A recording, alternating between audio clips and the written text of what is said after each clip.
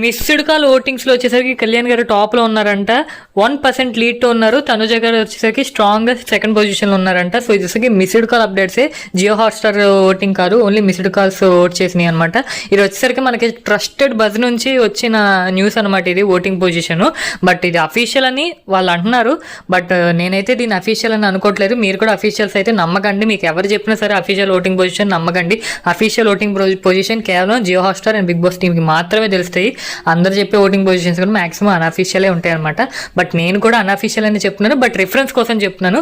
ఓటింగ్లో missed calls ఓటింగ్లో వచ్చేసరికి కళ్యాణ్ గారు టాప్లో ఉన్నారనమాట.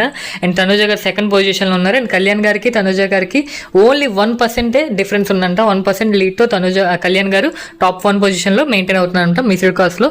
Only missed calls, Jio Hotstar voting కాదనమాట.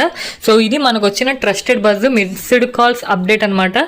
సో దీన్ని దృష్టిలో పెట్టుకుని, ఇది రెఫరెన్స్గా తీసుకుని మీకు నచ్చిన కంటెస్టెంట్కి మిస్డ్ కాల్స్ చేసి ఓట్ చేసి ఒక డిజర్వింగ్ పర్సన్ని విన్ చేయాలని నేను కోరుకుంటున్నాను. మళ్ళీ చెప్పిన ఇది అన్అఫీషియల్.